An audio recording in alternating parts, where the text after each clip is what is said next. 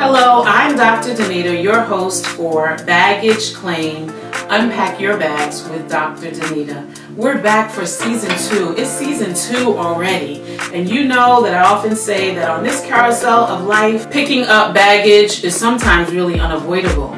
But unpacking those bags becomes a choice. So I'm coming on live every single week, and I'm going to offer those educational tips and emotional health tips, but just remember that they are in no way a replacement for professional counseling. If you're finding that those bags that you're carrying are way too heavy for you to carry, definitely reach out for help. You can find me on my Facebook page at Dr. Danita Thompson. I'm on LinkedIn, I'm on Instagram, and don't forget to subscribe to my YouTube channel to catch those replays. All right, so I'm ready to join you live. Remember to hit like and share. You want everyone to know that I'm going on. Like and share, and let's get started. Well, good evening, everyone. Thank you again for joining. Welcome to Baggage Claim, Unpack Your Bags with Dr. Danita. We're in episode 2 of season 2, and I'm excited because I have special guest on tonight whom I love and adore. But before we get started in introductions and get started with the live on tonight, I just want to do what we do. Remember to like and share. If you are a fan, meaning you've been watching, you watched season 1 and you started again with season 2, go ahead and clap your hands or give a shout out in the live. And if you are joining for the first time, let us know. Just type in first time and then tell me where you're viewing from. We'd love to get to know you and get to have you become a fan of Baggage Claim. And so, again, like and share. And if you are catching the replay, go ahead and let us know that you are watching the replay. If you don't get an opportunity to stay on tonight, you can go ahead to the YouTube channel at Dr. Danita Thompson, and don't just view. Please remember to subscribe. Again, go ahead, begin to like and share so that everyone can get an opportunity to have a benefit from tonight's topic. And so, with that said, I am honored on tonight to have my guys with me on this show, this episode. I have my husband of nearly 39 years, Arnell, and my oldest son, Kevin, who is 35. And they didn't know I was going to give ages, but and I have Karan, who is my youngest son, and he's 31. And just wanted to quickly say to hubby, thank you so much for sharing your birthday week with us. Hubby had a milestone birthday this week on Tuesday, so go ahead and say happy birthday to him in the live. So we're going to get started. Tonight's episode is Parenting, the Other Side of 18. And when I started to think of, who could I get to come on the show? Well, we're parents and we have children on the other side of 18. And we're talking about rocky relationships. And surely we're not a perfect family. And we have had some rocky relationships. We've been out to sea. We've come back to shore. We've gone back out to sea. We've hit some boulders. And so we just want to share with you tonight. My guys are going to share some of the challenges that they've had in this coming into adulthood and the adult-to-adult relationship. And they'll share some of their successes and then some tips for you to be able to navigate possibly your rocky relationship. All right, so let's get started. Just for educational purposes, when you think about the lifespan, the human lifespan development, people go into very early, it's called early young adulthood, between the ages of 17 to 22. And then throughout the 20s, You are kind of solidifying, coming into adulthood. But early adulthood really doesn't end until 40 to 45. So you all are still, yes. And then you go into middle adulthood, which is up until 65, and then you're into older adulthood, old age they call it. So you guys have a ways to go in your early adulthood years. So let's talk about when you're transitioning into that the young adult stage of crossing over, so to speak, between the 17 and 22. Those could be some really tough years. And I know that both of you, Kevin and Karan, you spent those years very differently because, Kevin, you left home, you moved to go to college, and then you didn't come back to the house. And then, Karan, you stayed. So your transition was very different from Kevin. So let's talk about that. Let's talk about what it was like for you during those transition years into young adulthood. Should I go first? What? Yeah. Okay.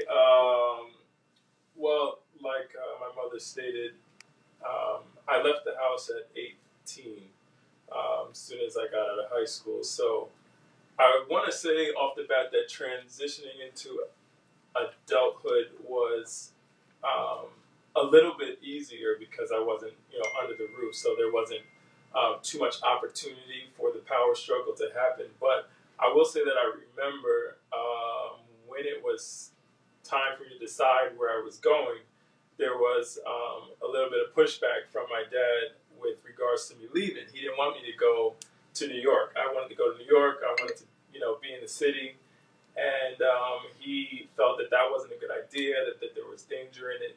And I remember that was like the first time I had to kind of put my small adult foot down and say, I'm going to New York, and I'm, going to do something out there.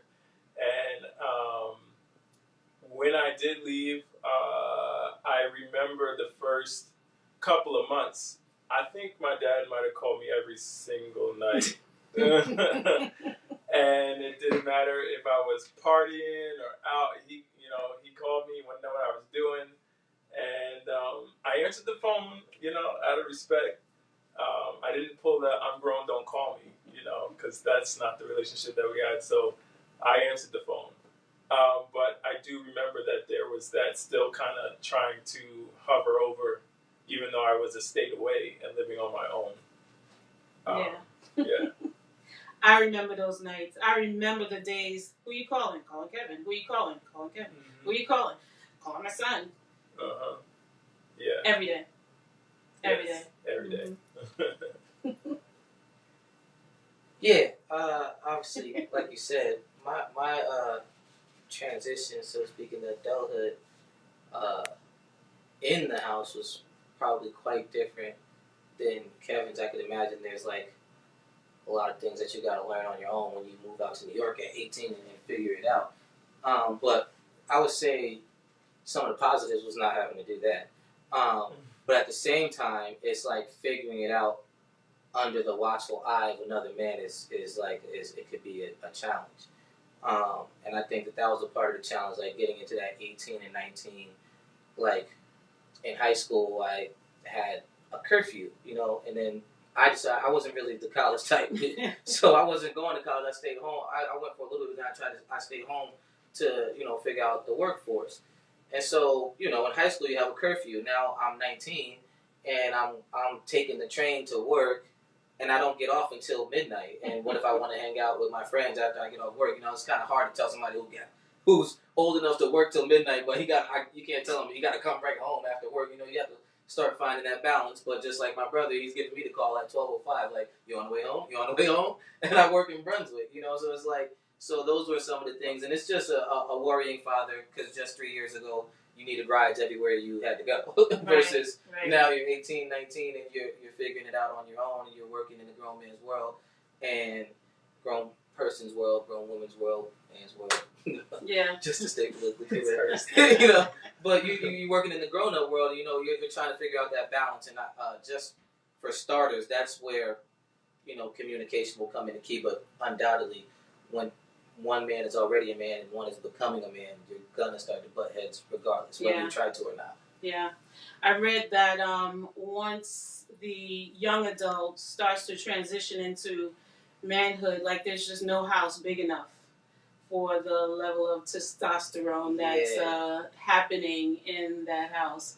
But you've been doing it. I mean, you know, you did move to the basement, which makes a large difference. Which does make a difference. And there's some days that we don't see. There's some days on end that we don't see you. So I'm sure that makes it easier. I would definitely say a large difference would be like, you know, seeing me sit on the couch every day and not do anything and be living under the roof, rather than, you know, a lot of the stuff that I do is on my own. I'm working a lot of hours, so though you don't want to not see anybody, for two men to live under the same roof, for me to be working all the time, for him to be doing his own thing, and us to be able to meet when we meet, you know, at dinner, meetings of minds, but not always in each other's way is definitely key. As bad as that may sound, to not be in each other's way all the time, to both have something to do, especially me because I'm under his roof, is definitely key. You have to be moving forward and doing things with your life, have things to show for it, living in another man's house, which is what you're doing past the age of 18.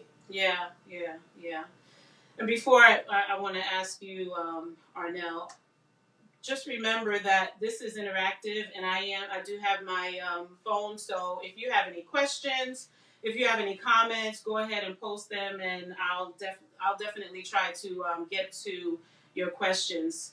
So what was that like? What was one of the greatest challenges that you experienced as your sons entered into adulthood, and now you're trying to navigate that adult to adult relationship? Okay, well, before I answer the question, I'm going to say, do I still call you? Yeah. Do I still call you? I'm 35, you still calling me. I still call them. Well, I just want to put out there the internal struggle is from a black father and with black sons. You know, you see so many times sons go out of the house and they never come back. And so, as a black father, you know, the fear of a son going to New York, where I know cops are very corrupt, and I remember one time as a young man in New York, because I also left at 18, and I was just riding a train, and I was just trying to fit in because I was in South Carolina, and so I saw everybody else put their feet up on the seat and just ride. So I'm just trying to fit in, so I just put my foot up. And then when the cop came in, I didn't realize that everybody took their foot down. And so the cop stopped me and said, "Why didn't you take your foot off the chair, off the seat?" And I said, "Well, basically I was just trying to blend in. I'm not from New York." He says, "Well, let me school you then." He says that for me would be my 8 hours of work, because I would take you in and I would take 6 hours to do the paperwork, and then you would be behind bars until the morning. All over a foot. All over a foot on a train. And so those type of anxieties, I should say, that comes to a father versus his sons are always present, even today. As we see the George Floyd and all the other mishaps and unjustified shootings and killings of black young men, when you have, and I tell them all the time, one day you're going to have sons that go out of your house, and you're going to realize the same feeling that we feel as young black fathers in society today. Yeah. In my preparation, I'm always listening to people's stories and, you know, just trying to get a feel for the topic. And so I listened to several stories of fathers talking about what it feels like. And over again, when they shared the stories of encounters that their sons had with law enforcement, they just felt so helpless. And, you know, I can't imagine, you know, being a man and not being able to do anything, for your son, and just having that feeling, that gut, emptiness in your gut that I I'm a man and I can't do anything for my son. And so, yeah, I get that. And I can imagine as your sons get older, and as your son gets older, you're going to come to know what that really, what it really feels like. Although it could be annoying now, you'll come to know what it really feels like. And Kevin, you talk about, dad, calling you, but you had that little bit of a dad experience early on with Kiera, and you had a hard time. I did. Releasing, because you're 11 years older than she is, and she had to have a talk with you like, I'm an adult now. Yes. Please stop treating me like you're my dad. I did. And so you had a little bit of taste of it, even though your children aren't adults yet. Yeah. But, yeah. I do call Kiera my first child. And yeah, it was difficult when she turned 18 or 17 and started to, come into her own. And I couldn't father her the way that I was fathering her when I was living in the house and she was 7 or 8. Yeah. Yeah, she put me in my place. Yeah. Yeah. Yeah. So when we think about the relationship that you all have, one of the things that is I love about your dad is that he's very vulnerable, allows himself to be very vulnerable and transparent. And that's one of the things that we talk about all the time in counseling, that it's very difficult for men to be vulnerable and to be transparent, but that's one of the things that he does well. But in his vulnerability and transparency and sharing about his life and the things that he's done and his experiences and those things that, a lot of people would want to sweep under the rug and not let anybody know, he freely shares. So he shared with you, as a pastor, he shares with the congregation, and then, in sharing with the congregation, sharing on live, all these people know your dad's story. What does that, how does that resonate with you? What does that do to you in him being that vulnerable? For me, I'll say that his vulnerability opened the door for me to be able to share my mess ups, my downfalls, my bad choices and my disappointments in myself. It made it easier for me to be able to go to him, which is it's really a luxury because a lot of men, a lot of dads are not open and don't make you feel comfortable with being able to come to them and talk to them. So because he shared, where he was and the things that he's done, I knew that he couldn't be judgmental because he has a story. So right. It's a lot easier to be able to go to somebody, especially a father, when you're dealing with something that really only a man can talk to you about. Right. So, it was a positive for me. Yeah, I would say it's a positive for me too. A bit of a difficult positivity, only because he's not just, in a way, he's not just our father. He's our father first, but he's a leader, amongst a group of adults. So, at times it can be like, watching your loved one tell their story can be like a little bit fearful because you don't know how other people are going to receive it, and then you almost go into a little bit of a protection mode of your own family because, I mean, as far as my family knows me, they know that I'm a bit guarded with my personal life, and that's just because I don't know, it's how my makeup. But I'll tell people my truths when I feel like we've gained that space. But he, in the position that he's in, is it requires much more vulnerability in order to lead the type of men that he leads. So sometimes, like as sons, I don't know if Kevin feels, well, I'm sure he does, but I feel like, a bit of a protection there when he's telling, all of his truths, and I'm just like, in the background, like, you better not be judging, cause, you know what I'm saying, like, but like that kind of thing. But and it's just, to watch anybody go in front of people and speak when they're connected to you is tough in any aspect of it. So right. but yeah, it leaves a legacy of truth tellers. Like it would be in the family strain that we come from. A legacy of being truthful. Right. So that the grandchildren will not have to feel like they have to hide things. If you don't gotta hide it from your grandfather, you definitely, you know what I'm saying? Right. Because that's just how it is. That's good. That's good. This wasn't one of the questions that we necessarily talked about, but I mentioned that your dad shares with the congregation. So let's talk a little bit about faith. That's really big in our life.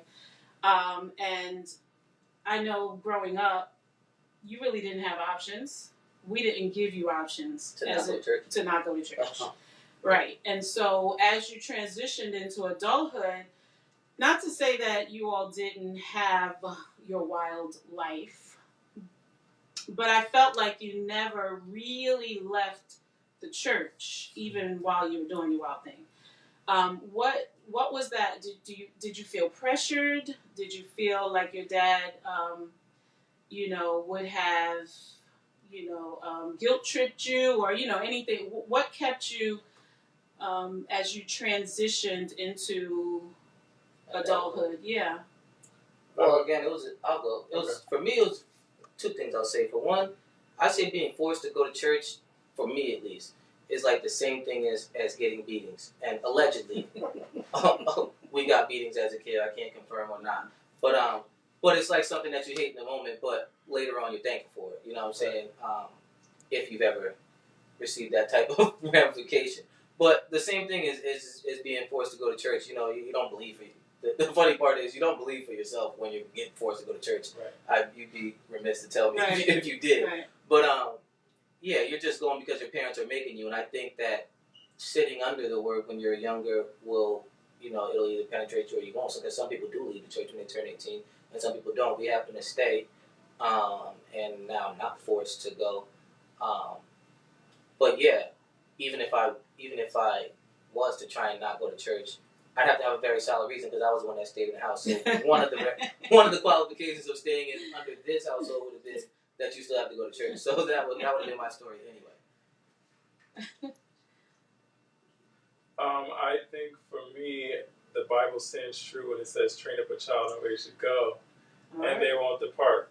I mean that scripture stands true because yes, we were forced to go to church, but when I became an adult, going to church or not going, it just wasn't an option. It wasn't a thought. Even in my wild times, I found that church is what kept me grounded, or faith is what kept me grounded, or kept me not going too far, or even if I felt like I was too far, I still had that foundation to come back to. And so, the word is the word. It says train up a child, and it worked. Yeah. Because I stayed. And even when I remember when my parents were going through a season of feeling like they were churched out. They were churched out. They were over churched, and they were gonna just do like some little Bible study in the house. I was an adult. I was married, and I was like, I don't want to do no little Bible study in a house. I'm going to church. And, so it came like full circle, really, because they were the ones exiting, and now I was the one saying, no, I'm staying, because I was starting my own family, and I wasn't ready to pull my family out of church because we were a younger family. So, yeah. I use the word force, but I never felt like we're forced. You. Definitely. Well, I guess you knew it wasn't an option because you never fought us on it. Yeah, no, I mean, we didn't fight you on much. I mean, that's the way you set it up. Yeah, but kids fight their parents on lots of things. I believe there were some Sundays where it's like, I just don't feel like it. You're like, okay, you got 30 minutes to get over it. Yes, but there were some Sundays where I said, okay, if you need a mental health stress day, well, once I became a mental health professional. Which I was already out the house, so it didn't matter for me. Yeah. So Arnell, just transitioning a little bit. What would you say you wish you had done differently? What I wish I had done differently is um, taking more time with my children, with my sons, cultivate them more, get them more prepared for what was to come outside of just church, so to speak, and not spending enough time to cultivate their gifts and biblically and pouring the word into them. Those are the things that I regret that I didn't do, and not to make excuses, but I think it stems from what my perspective of what a good father and a good provider was. Right. Because basically all I went on is what my father was doing, and that was going to work and going to church on Sunday. Never had any type of one-on-one conversation, never talked about intimacy, birds and the bees, as you would say, as a young man. Never talked about romance or how to date a woman or any things that I think a father should have invested in. Right. Not to blame, he's a great father, not to blame him as putting some negative stigma on him. I do, after doing my research and reading different things, he's maybe 1.5, 2 generations from slavery. Right. So, with that being said, they were just surviving to stay out of the white man's way or out of the white man's hand, so to speak. And so they would, that's why our generation grew up with do as I say. Right. And don't open your mouth. So we weren't allowed to be. This generation has the right now to be expressive in conversation. That wasn't a thing of my generation. Right. We weren't able to have a one-on-one debate conversation on what's right or what's wrong or what's fair or it's whatever he said. Right. And so, being the father that I am now, I'm learning that there are some things that are different now, and we have to navigate our emotions and the things that we have learned. We may have to put some of that to the side and to be a better father or to be a communicative father, to understand. Right. Leslie Brown, she says, does parenting ever stop, or does it just change form?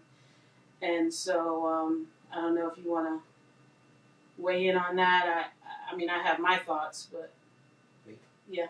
I would feel that parenting, in a sense, never stops, but it does change, and I think that good relationships with children will always allow their parents to parent them in a way that they would come for advice and the way we communicate. Right. Changes more into like a consultant kind of relationship where you try not to make decisions for them or impose your decisions when they want your advice, and if they choose not to take the advice, then that's their choice. And those are always the hard parts, to raise somebody for 18 years and then all of a sudden now I don't get to have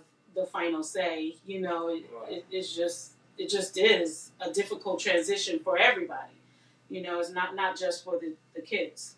And just to say, you said that when they ask for your advice and they don't take it, and then whatever happens.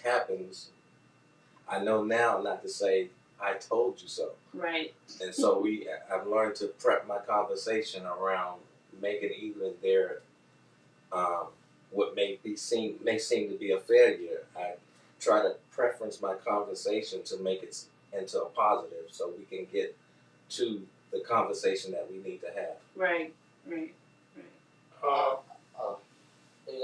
Yeah, I was gonna say to just speak to what. Y'all heard that brother connection? About, that quick Yeah. To speak to what who was it? That Miss Leslie. I'm still gonna say Miss Leslie. Miss Leslie. Just to speak to what she said, I think that parenting an adult child also changes in the form of now you as a parent are able to learn something from your adult child, and there's kind of that respect now that your child is an adult, that they may know things or do things better, or can bring something to the table. Yeah. And now you kind of have a reciprocal kind of relationship, right. More than just parenting. It's more like guidance and less parenting, and more communication between the two of you as adults. Yeah, it's a parenting relationship. So. Right. Yeah. All right. I agree. I definitely think we've seen that transition happen with well, at least with me and my dad within music, because still for the larger part of my life, he's been the musician teaching me everything, in which at the age of 31, of course, I'm still going to be able to learn something from somebody who's been in music 30 more years than me. But at times it's still difficult for him to realize that I grew up in the current music, in the current state of music. Yeah. Right. You know what I'm saying? So I know what the minds are thinking in the current state of music. And he knows music, for 30 more years than me. And so that comparison, that dynamic becomes I know you taught me everything. You know what I'm saying? You taught me all that I've known up until 21, 22, 23. And then you transition into that first time or that second time or that first bit of having to take a lead from your son whom you've been teaching your whole life, can be a bit different, a bit challenging. But I also have something to say about this. Sorry, I'm not taking no out of this class. I gotta say this, right? Because we were talking about things you would have done differently when you were growing up as a parent. And I think we don't take into you alluded to it, but like the weight that slavery has played on how we parent as black people. And like I think to how me and Kevin as kids, or any black kids, you'll look at kids your age that are white and think like the way that they talk to their parents is so crazy. But a part of that stems from them not having the pressure of dying if they say the wrong thing. Right. And so there's a bit of an open line of communication that kids can have with their parents when there's not that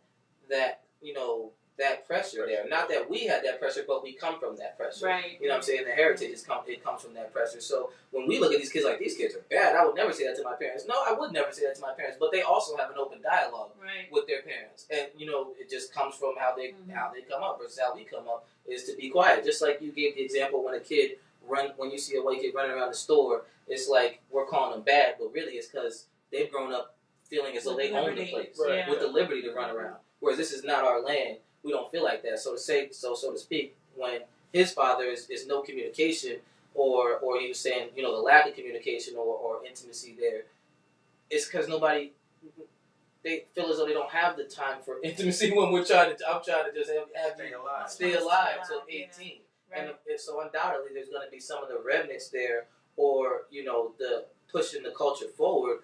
I feel like you've done your job as pushing the culture forward, no matter whether there's deficits or positives there.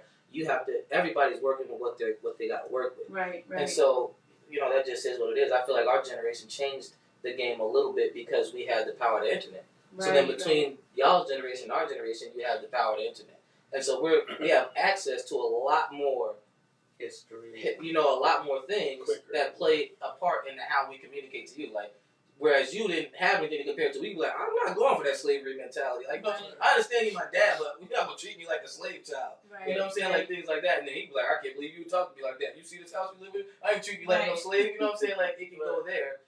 But it's because we have all the access to the information that we do, and we're just pushing the culture forward for the next generation. Yeah, yeah. And so it takes some headbutting in order to come to that level ground. Yeah, it's interesting you brought that point up about really it's post-traumatic slave syndrome, and I can imagine, how we train our children to behave one way outside, and then okay, it's just as long as you do it right outside, Right.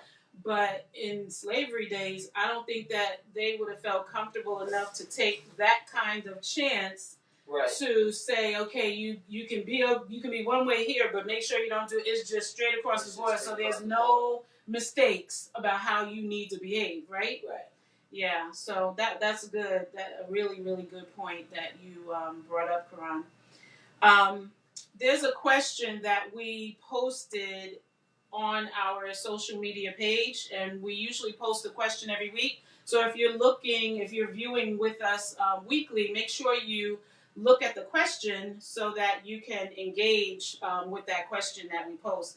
So we asked the question, what are your thoughts? What are your thoughts about when a father allows himself, and I'm paraphrasing, allows himself to lose his cool to the extent that he comes out of character? Like he allows his adult children, to make him so angry that he would come out of character.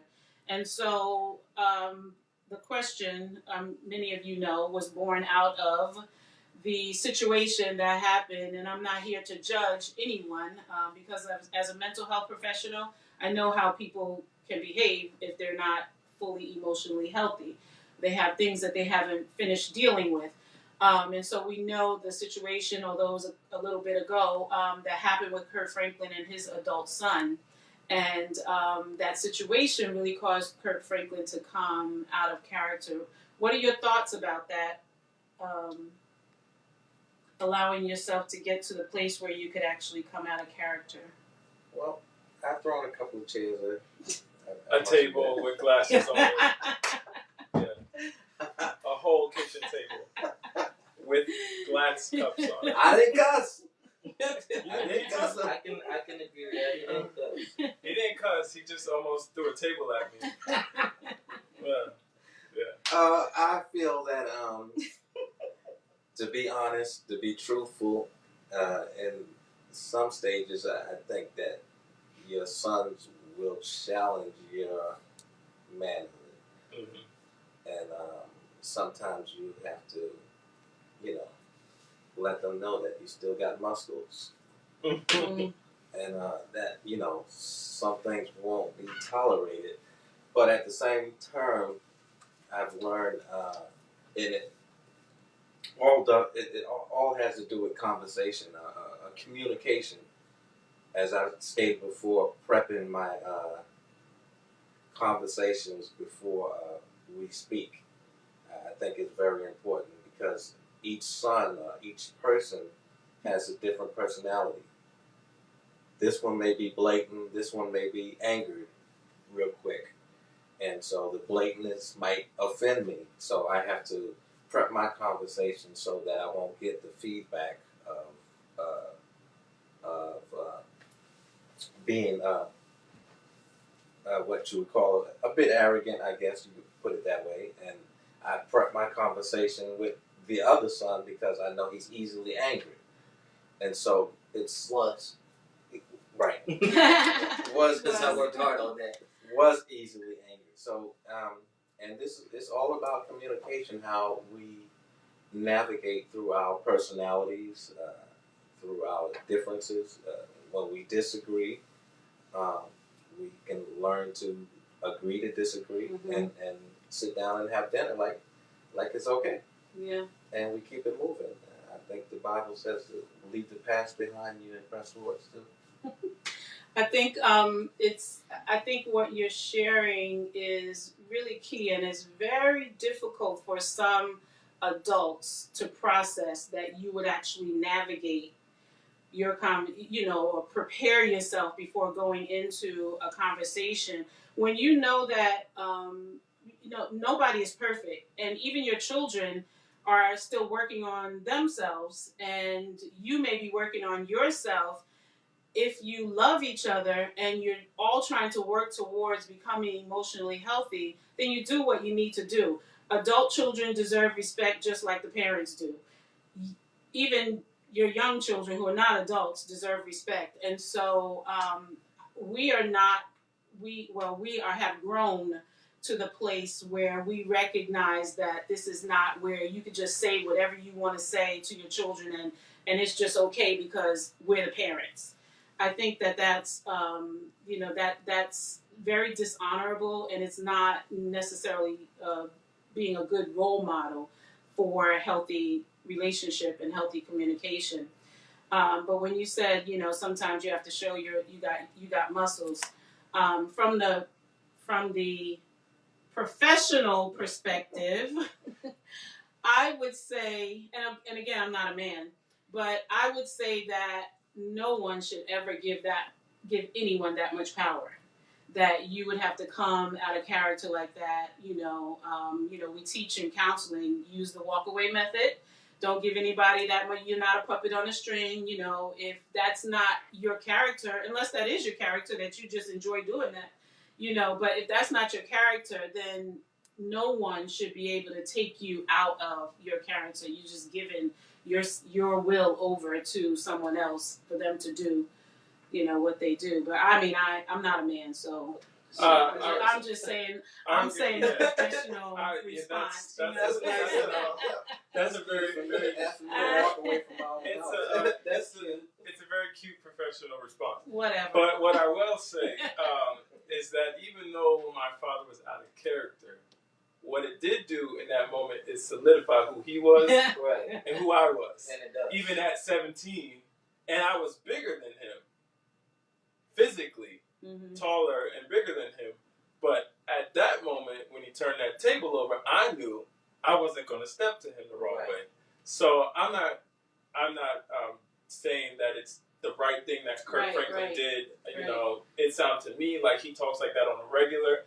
But I mean, my father doesn't normally turn tables over. Right. So that was a very intense, passionate moment, and I knew he meant business. I knew I was in the wrong, and I knew who I was. I knew I was a child, and he was the adult, and he was my father, and it didn't happen again. So it never happened again. It didn't happen again, and it didn't have to. So I think that you'll have those moments where you do have to show your muscles because I'm coming into my muscles. But I need to know that your muscle's been here. So that's good. That's good. So and that's what that moment did for me. I don't. It sucked at the moment. Yeah. But now I know, what it was about because I was being disrespectful as a 17-year-old child, So. Right. I think every kid has that moment, or young adult man has that moment where you think you're going to be able to match that energy, but then you're just not able to match it. You realize match that energy. Yeah, you're not matching you know what I'm saying? Like, and that happens amongst humans. It happens amongst any male on male interaction you can count across the board. There's going to be a moment like that where you realize, I'm not going to match it. Today's not the day to match this energy. Right. It's necessary. Yeah. There's peace after. There was peace after. Yes. Forced peace, but it was peaceful after because I was quiet. Yeah, I remember. I don't know if this was the time, but was it the time you were being disrespectful to me? No, that was another time. This is okay. Because your dad does not play that. You No. will not be disrespectful to me. No, it had nothing to do with you. It was between me and him. Okay. Yeah. I challenged him on his word. Oh, okay. It was about the car. Oh, okay. Yeah. And I wanted to drive at certain. It was first world problem. That was really stupid. I wanted to drive a car on my birthday or in time for my birthday. And he was supposed to register the car that he bought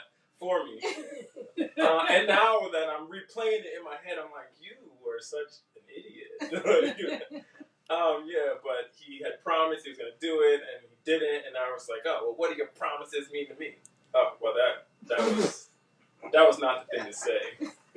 Living in a 6-bedroom house, and he's worked hard, and he's gotten us to this point, and I'm over here crying over a car I didn't buy.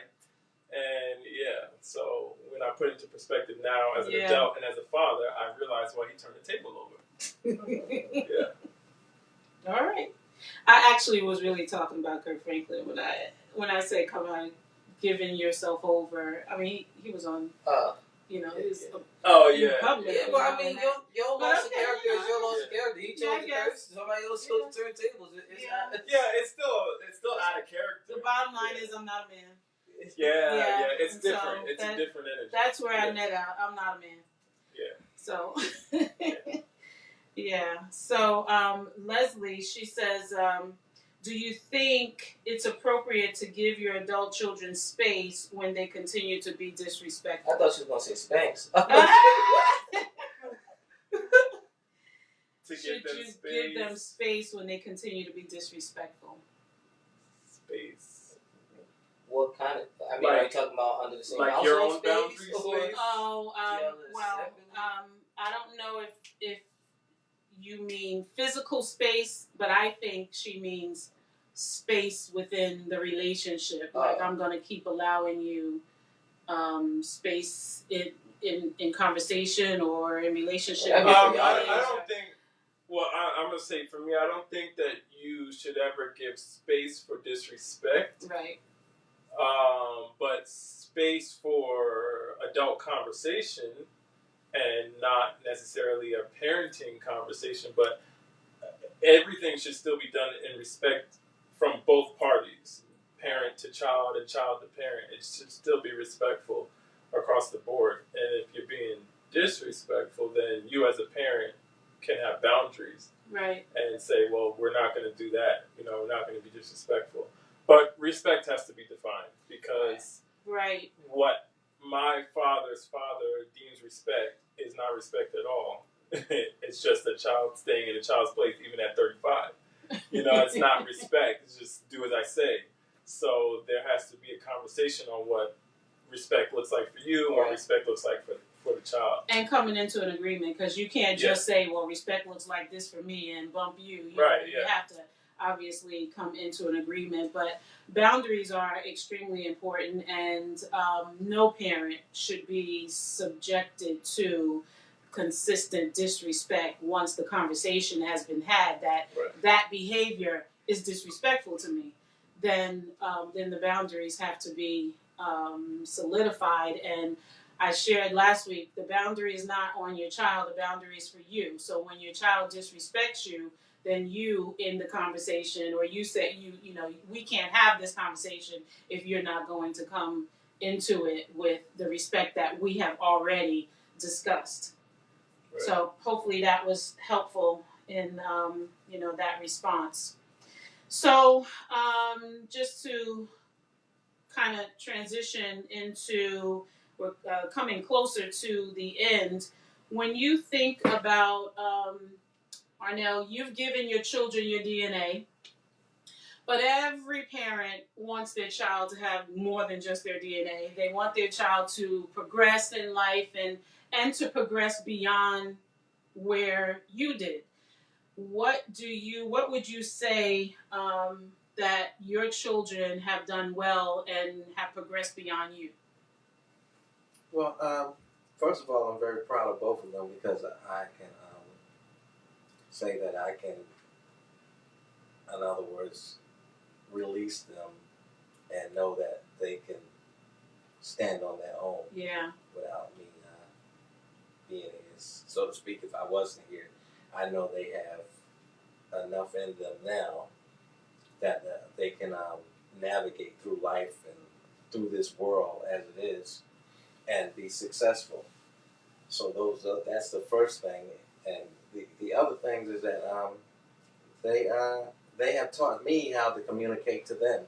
That's what they have shown me, as he spoke about having the relationship on both sides. Mm-hmm. So they taught me how to communicate with them and how we set and respect each other's boundaries. Yeah. I think that's what they do well, and we have learned to do it with compassion and love and kindness, and not be offended by our boundaries. Mm-hmm. Yeah, that's good. That's good. What do you admire about your dad? I think, I mean, obviously, I get my, well, not obviously, a lot of you don't know me, but some of you do. But I get my work ethic from him. I think that he's worked hard his whole life. Now he's retired. But when he was in the workforce, he did everything they need to do for the lights to stay on and the food to stay on the table, and that is definitely in me and my brother, as far as working hard. And then for me personally, I get my music genes from, we get our music, all of us are musically inclined, even if we did or did not want to be, it's in all of us, and now it's coming into fruition on a daily basis. And so, yeah, that part is in all of us too, so there's that. Yeah. What are you still working on? As far as your relationship? Oh, we already said that, that we already established that we're not a perfect family, and we still have a ways to go. And so what are the things that you have identified that you're still working on? Yeah, I think communication is always going to be it's just a constant work. It's a revolving door, because when you learn communication with somebody at a stage of their life, it's even though the technique of communication may stay the same, the circumstances may change, which doesn't really require a new technique of communication, but it requires a new type of communication that you have to prepare yourself for, because it's a different stage of life, yet it's still your dad and it's still your child. So it's always going to be a constant work on communicating, and that's just humans. For some reason, we are just now getting it right as fathers and sons, or parents and children, like now, and it hasn't been that way prior back in the day, but communication amongst humans is just necessary. You know what I'm saying? It's like, they communicate. Where do you get with bad communication in any sense of the word? You get nowhere. So. Right.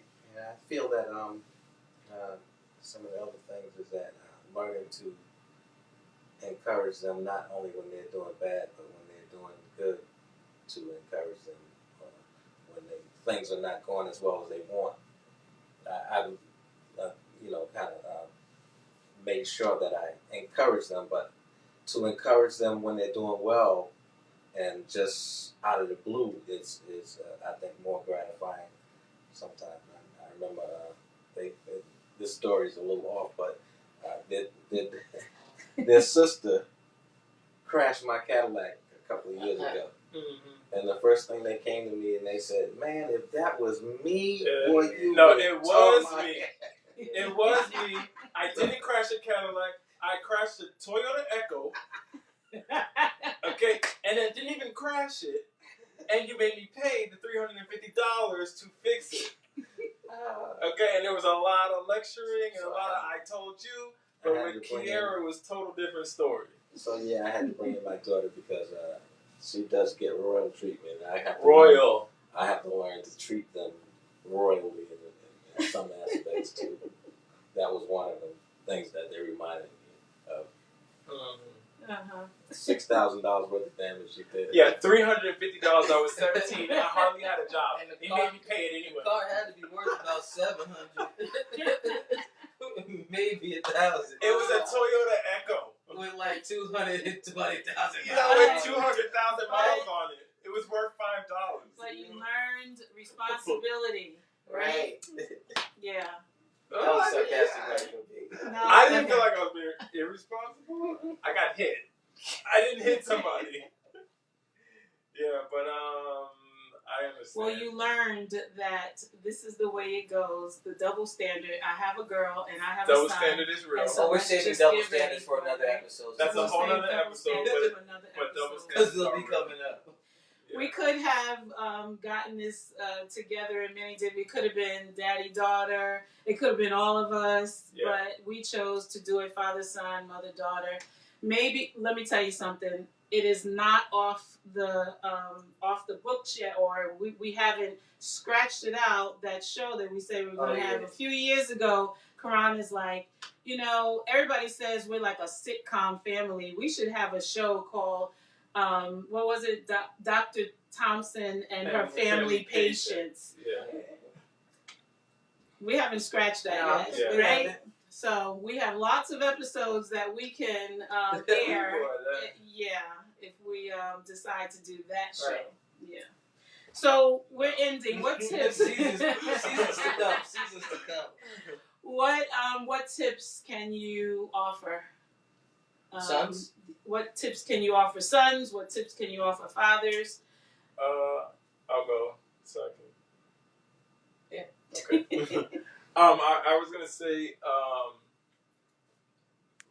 what I could offer adult sons or children to their parents is to give grace to your parents and accept their limitations, because everybody has limitations. Yeah. They grew up a certain way. They're only going to change, but so much, because that's just how human nature is. They're not, possibly going to be able to totally undo the 60 years of whatever or however long, they developed in their development stages at their homes.